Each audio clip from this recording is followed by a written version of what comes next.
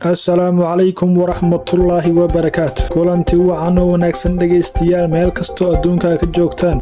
Ku soo dhawaada warka habeenimo oo habeen kasta xiliyadan oo kale aad ka daawataan. Waa maalin Sabti ah 3 bisha January 2026. Qodobada ugu weyn ee idin hayna waxaa ka mid ah Soomaaliya oo hormuud u noqotay golaha ammaanka qaramada midoobay. Dhaqdhaqaaqyo ciidan iyo duqeymo ka dhacay tuulooyin hoostiga gobolka Bay. Diidmo ka dhalatay aqoonsiga Israa'iil ee siisay Somaliland iyo heshiiska shidaal baaris ee dhexmaray Soomaaliya iyo Turkiga oo meel fiican maray. Kuwaasi waxay ahaayeen qodobada ugu weyn warkeena habeenimo. Haddana ku soo dhawaada warkii oo dhameystiran.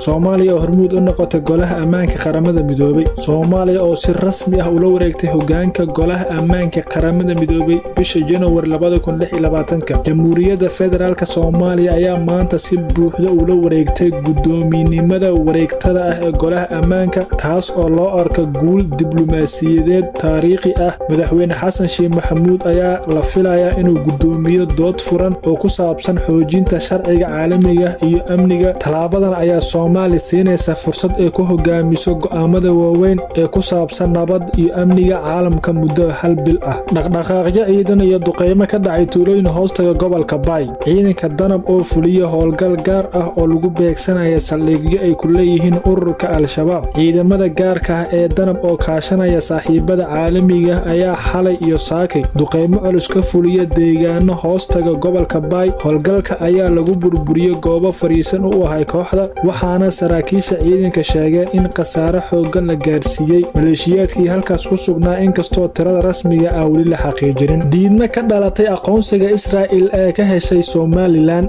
Wasiirada iyo xildhibaanada gobolka Waqooyi oo ka hor yimid aqoonsiga Israa'iil. Mas'uuliyiin ka tirsan dowladda Federaalka Soomaaliya ee ka soo jeeda deegaanada Waqooyi ayaa si kulul u cambaareeyay go'aankii dhowaan ka soo baxay Israa'iil ee lagu aqoonsaday madax-bannaanida Somaliland. Waxay ku tilmaameen tallaabadaas mid xadgudub ku ah madax-bannaanida iyo midnimada dhuleed ee Soomaaliya, iyagoo ugu baaqay shacabka in meel uga soo wada jeestaan wax kasta oo kala dhantaalaya dalka. Ugu dambeyn, heshiiska shidaalka baarista ee dhexmaray dowladda Soomaaliya iyo Turkiga ayaa shaaciyay in uu dhowaan bilaabayo qodista shidaalka biyaha madow ee Soomaaliya laga bilaabo bisha February. Wasiirka tamarta Turkiga ayaa maanta shaaciyay in markabka Kakrik Bay uu bisha soo socota bilaabi doono qodista shidaalka ee xeebaha Soomaaliya, masaafo lagu qiyaasay 3500 oo mitir. Mashruucan ayaa loo arkaa mid wax weyn ka bedeli doona dhaqaalaha gobolka iyo xiriirka istiraatiijiyadeed ee labada wadan, Turkiga iyo Soomaaliya.